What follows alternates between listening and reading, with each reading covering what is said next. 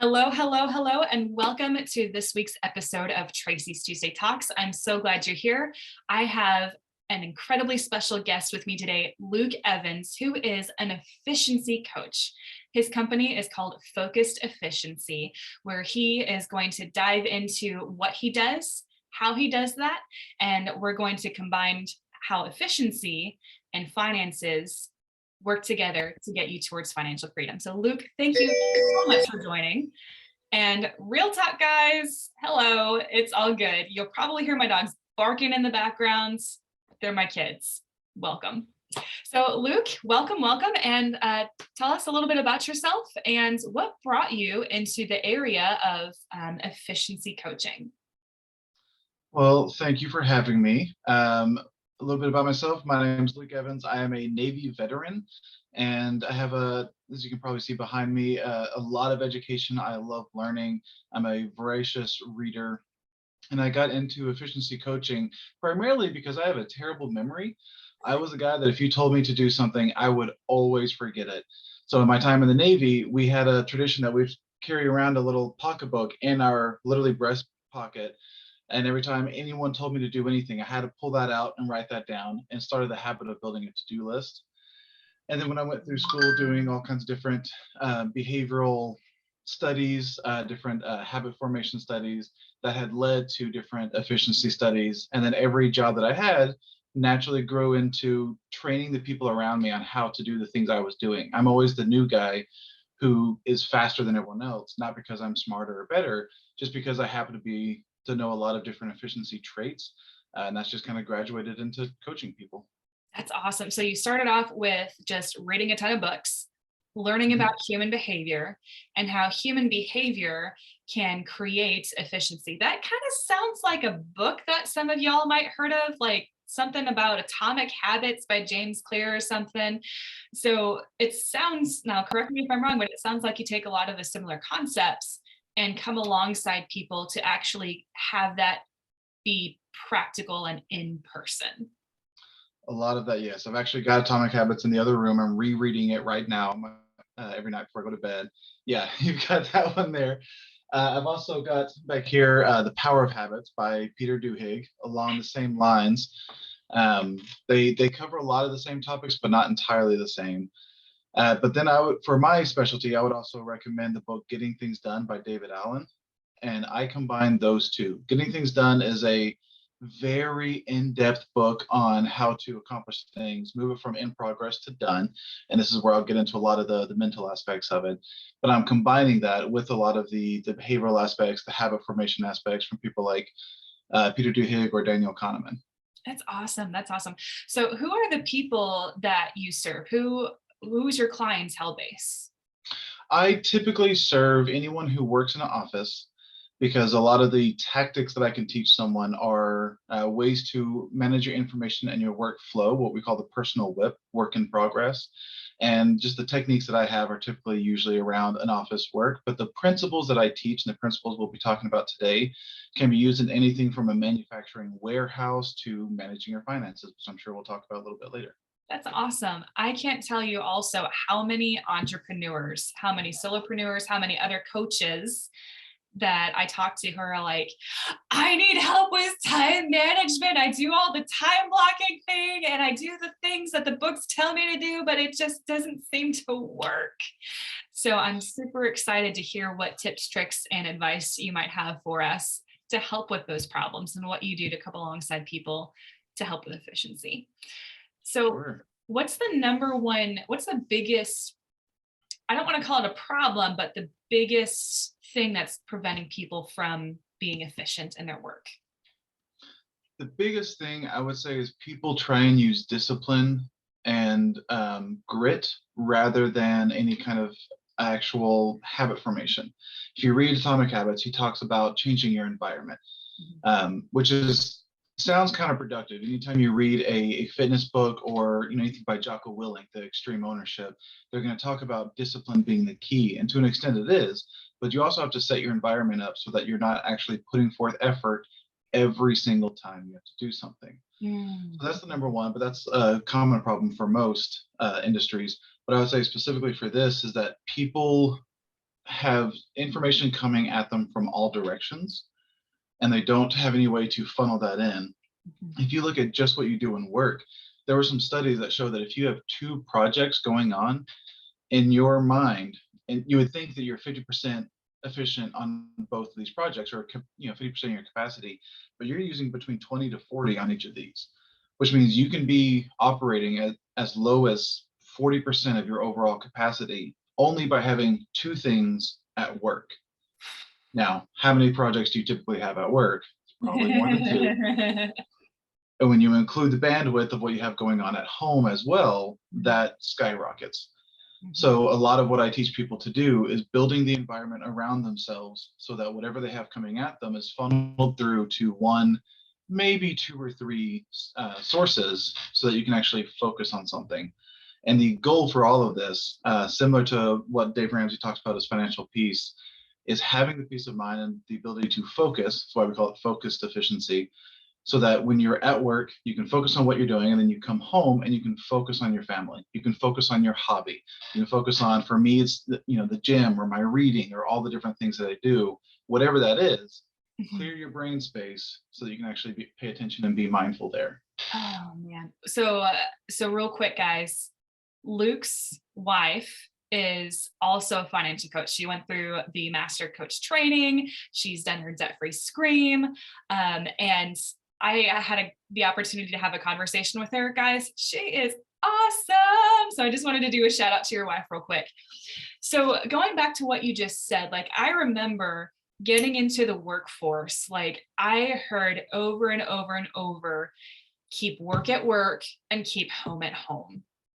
And emotionally and just mentally, like being a military spouse, when my husband was deployed and I heard that rocket siren go off and then the phones went dead and I had to go to work, like my head was not at work.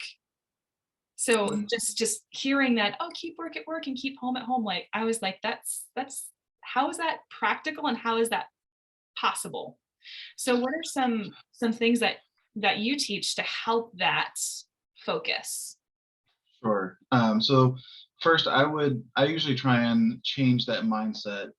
When I actually used to do percussion and performance and all kinds of different musical theater, and we would say leave your baggage at the door, and that's different, right?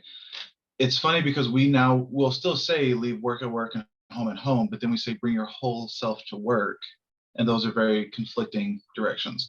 So you do have to bring your whole self to work. The human brain doesn't silo work versus personal. That doesn't happen. So instead, what you really need to be able to do is be mindful, be present. A Mhm. lot of what we see going wrong is actually people aren't being present, and that goes both ways. Uh, you can be at work thinking about my kids at home and not paying attention to work. The irony is that when you go home, then you're feeling guilty because you weren't paying attention to work. So then you're there, and you're never actually you are never where you are. So Mhm. you're never actually paying attention to the thing in front of you. You're always paying attention to that other thing that was somewhere else. Yeah. So that's the actual problem in my mind. And the way you fix that is by getting things off of your brain. And David Allen, the author of Getting Things Done, calls it mind like water. You want things to be able to flow through your brain and then flow back out, just like a river. And the way you do that is by capturing it. Mhm. When something pops in, write it on your little to-do list. For me, I usually email something to myself. If it's for work, I'll email it to my work. If it's for my personal stuff, I'll email it to my personal thing. The goal being that I trust that it's there, and I trust that I can put it somewhere that I'll see it when I need it. So that can be a calendar reminder, that can be a to-do list, all kinds of different tactics that work for different people. Some people like different tools versus others, and that's a personal opinion. Um, but you want to capture something and put it in a tool that you'll see it when you need it, so that you're not thinking about it when you don't need it. Because that whole thing about having two projects that make you only about 40 to 60% efficient, the same effect will happen just when you think about another project. If I look through my to-do list and I have 10 items on my to-do list, and I'm like, all right, I've got 5 minutes, let me scan through, what can I do right now? By the time I get to the sixth item that I can actually work on, my brain has unzipped the files of all those first five, and I'm mentally exhausted already. Yeah. So I don't want to do that. Instead, I want a calendar reminder to tell me, hey, at this point in time, you've already scheduled, you can do this thing. And my to-do list, if I have more than 3 things on my running to-do list, I'm stressed. That's Yeah. not how I want it. Yeah. And imagine a clear inbox, no text coming in, and 3 things on your to-do list, and that's how my days are. That's the calm peace I want to give to everyone. Yeah. So how do you create that then, like, practically? Because I've got a little touch of ADD. I Mhm. like to squirrel a little bit here. And I know I'm not the only one. So when it comes time to, okay, I'm going to dedicate this time, almost like time blocking, but like, hey, I'm going to have this time here and not focus on the 12 other things that I need to do. Like when that pops in, like how do you stay focused on the thing that you're doing instead of letting your mind wander to the 12 other things that are on your list? Sure. So great question. And you're right to call out that this is pretty much time blocking. The thing that I'm adding to time blocking is what happens before it. First of all, you want to gather, I have an acronym, GIST, GIST. You want to gather everything that you have coming at you, whether that's text from your spouse, whether that's emails from your boss, whatever it is. You want to make sure you have a way to capture all of that, gather it, and ideally, you're going to inbox it, which is the I, into one area. Now, most of us, because we do have some separation between home and work, we would probably have 2 to 3 inboxes, and that's fine. But you want to be able to capture everything and send it to those. Already with that, you can start clearing your mind because you don't have to be aware of where things are coming at you. Now you have that. Now that's not as easy as it sounds because if I tell my wife, hey, if you need me, email me, it's probably not going to go well. So a lot of that is creating your own environment to say when she says something to me, especially if we're at the grocery store and she says like, hey, I need you to do this, I'll just email it to myself real quick. And that's, she knows that that's me. And I had to communicate to her like, hey, this is me showing love to you. This is me showing you this is important enough that I don't want to forget it. So I'm documenting it to make sure because I have a horrible memory. Let's go back to that. I have a terrible memory. She tells me to do something at the grocery store. By the time we get to the checkout lane, I will have forgotten. So I document it right then and there, inbox it into there. That's once you have it all inboxed, then you get to sort, which is the S. That's where the time boxing is. That's when you set it on your calendar, maybe put it on your my to-do list on Outlook. I can assign a date and time for it to remind me. So a bunch of different strategies like that. But that's when you put it somewhere that you can trust that you know you'll see it when you need it. And that's where the T of the just comes in is trust. You have to be able to trust your system. If I put all of my work onto one to-do list and then the next day lose the to-do list, I'm further back than I started because I've already got all that stuff off my brain and now it's just gone. I have to figure out where it was. Yeah. So you got to gather it, inbox it, sort it, and you got to trust your system. And the trust takes time. So another way to put that is you're time boxing with the environmental changes that Atomic Habits discusses. Yeah. This is powerful stuff right here.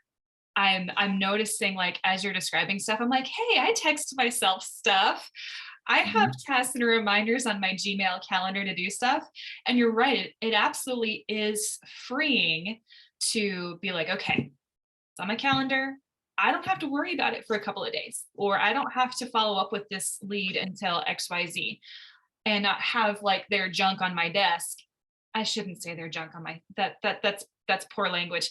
Their notes and stuff on my desk where it creates a messy environment and it stresses me out. That's awesome. In particular, the problem with the desk example there is I would say the fact that you're seeing it.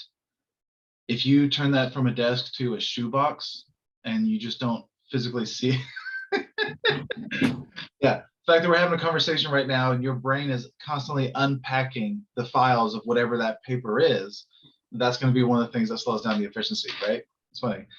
The flip side of that, though, you can leverage that. And both you and I have a bookshelf. That's why I have a bookshelf, is because sometimes I'm struggling and I'll kind of glance over and I see John Deloney there. And maybe that would be my reminder. I want to unpack that and say, oh, I need to pay attention to what story I'm telling myself there. That's a great reminder. You can leverage that in a positive way. What you don't want, and this is what most people do, tell me if this sounds familiar, you have something on your to-do list if I need to email Emily. Okay, so I need to email Emily. In order to do that, I need to talk to Bob to make sure I know what the finance is. And oh yeah, finances. I need to take my kids over to this before my husband, and just you run down. You're squirreling. Yeah, exactly. So you want to stop that. And the best way to stop that is to only see the items you need when you can actually work on them. I love that. I love that. You know, the Bible talks about controlling your thinking. Life coaching talks about controlling your thinking. Like cognitive behavioral therapy talks about controlling your thinking. And yes, that's a muscle that needs to be exercised to be built up. But the practical way to support yourself in that is by doing exactly what you're describing. Yeah. So how do these habits, how do these things tie into, how does efficiency and your process tie into finances? Sure. So first, I should say I'm not the financial coach, so I'm going to defer to you for the specificity along this lines. However, what I would say is there are a lot of tasks that you have to do to manage your finances. For me personally, I use the same system to, on my honeydew list, I'll email myself. I use the same thing when I purchase something at Kroger. I will email myself the price amount to say, hey, I need to log this in the every dollar. I need to make sure, or that would actually follow there's a thing called a 2-minute rule. If it takes 2 minutes or less, just go ahead and do it then. I would do that there. But the same kind of principle applies. If there's something, if I need to do some research on I don't know, every year you're supposed to look at your mortgage insurance to see if you can get a lower rate and all those kind of things. Those kind of reminders would go into the same kind of system I have. I'm setting the same habits and habit formations and getting things off my mind. Because if I'm sitting here having a conversation with you, even though you're a financial coach, I don't want to be thinking about my mortgage. I don't want to be thinking about my water bill. I want to be thinking about our conversation. Yes, yes. That's one of the things that I try to work with clients is the habit stacking. Incorporating and integrating a new habit, such as tracking your transactions, into a habit or a process that you already do that is subconscious. So when people are like, I have such a hard time like getting into the habits or the efficiency of tracking my transactions, I say, okay, what's a daily routine? Oh, I don't have one. I say, please, for the love of God, tell me that you brush your teeth every day. They're like, yeah, I do. I do. So I'm like, okay, let's do a post-it note or tape a dollar bill on your mirror. So that way you see it, it triggers your memory to be like, oh yeah, I should track my transactions while I'm brushing my teeth or, something like that. So Yeah, so there's a very unfortunate word to define what you're saying, and they're called ticklers. And this is by David Allen. He has named this tickler. So it's when I have something on my to-do list that reminds me at a time, or a calendar invite to myself, it's supposed to, yeah, that's what he calls it. I hate the word, but it's copyrighted, so I'm going with it. Or trademarked, sorry. So those kind of things are the reminders. So I've changed one habit for my finances now that I'm married to a financial coach and I'm logging everything differently, using cash, which is new for me. The keys to stacking in my mind is making as small of a change as possible that will cascade to others. So for me, the change I've made is saying, yes, I want my receipt. Because I never used to do receipts. I used to do everything digital, just to manage the bank account. And now the one thing I've changed is when they say, do you want your receipt? I say yes. Because from there, I'm walking out the building with that stupid piece of paper and I can't stand holding that thing. So I'm like, all right, I got to pull out my phone. I got to track this on the every dollar so I can get rid of this stupid piece of paper because I hate this thing. And that has led into this whole monthly budgeting, daily routine of tracking all my transactions. And the only thing I've changed, the only discipline, the only grit I've put forth is saying yes instead of no. That's it. That's awesome. Real quick, for those who aren't familiar, Every Dollar is an app by Ramsey Solutions. It's a budgeting app. There's two versions. There's a free version where you can manually track your transactions, which is great when you're first getting into budgeting because that makes you think about where you're spending your money. And then of course there's the paid version, the premium version that comes with all sorts of different classes, Financial Peace University. You can link your bank account to it. You don't have to use it. You need a budget. That's another budgeting app. an Excel spreadsheet, paper. Basically, what we're talking about is just the method used to track your transactions, which is needed for successful budgeting. And guys, 93% of millionaires still follow a written budget. And that's one of the tools that they use to become millionaires. So that's what we're talking about when we say the every dollar budget. Yeah. Yeah. And I'm going to assume you're not sponsored by them. No. I am not sponsored. No, I'm trained by Ramsey Solutions, just like your lovely wife. However, I have my own independent coaching business. I'm just, That's awesome. yeah. So, and they're totally right. I've actually been pulling away from, like, we have the pay subscription so that they will automatically track my transactions. However, pause for effect, I've been switching to cash, which is a brand new thing for me. We're doing the envelope system, which is all new to me. I don't like cash. I don't like carrying around coins. So I'm learning all of this stuff, which means I'm having to manually do transactions. And one of the things that I do, I'm an efficiency coach. I automate everything in life that I can.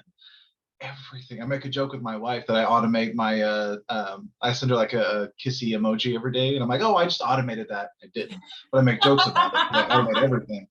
So for me to manually track things, like, yeah, I really had to do this habit formation, because again, I have a terrible memory. I also have a cat. I have four. All right. So how do you create the behaviors and the tactics to focus on family? Well, we kind of dug into this a little bit more, but going deeper into home is at home, family with family, and business or work is at work. Like you mentioned, leaving the baggage at the door for that. What are some other ways that people can create efficiency with that? Sure. Well, so thank you for bringing this back up, because it's something I wanted to tap on more into. Most of what I've been talking about so far is the focus. Once you get your mind clear, once you take things off of your brain, David Allen has a wonderful quote: "The mind is for having ideas, not keeping them." Love that, right? So once you clear your mind, you're actually able to focus on what you're doing in front of you. You have the mindfulness, you have all the habits and all those communication things that we talk about. That's where the efficiency will naturally gravitate towards. You really don't have to work on making your brain faster. You don't have to work on making your brain think better. All you got to do is clear it. Our brain is an amazing organ. It will do its own job if you can just get all the other clutter out of the way. Yeah. Think about the term servant leadership, where all we're doing is just removing the barriers. Be a leader to yourself. Remove the barriers that you put in front of yourself. And when you're actually present somewhere, doesn't matter if you're present in a business meeting where you can do, I don't know, negotiations, and you're more present because you're listening to them. You can actually hear what they're saying and respond rather than thinking about your kids. Or if you're with your kids and you want to be a better parent, you can actually pay attention to them and start catching some of the different traits. How many times does a kid come up to you complaining about one thing when their problem really is this other thing that happened 2 hours ago? Because as kids, it's actually all humans. I do the same thing. But when you're actually paying attention and you're there and you're present, your brain will start making those connections. And to understand how that happens really gets into like the neuroscience of how the brain works, which isn't really necessary to leverage it, but it is fascinating.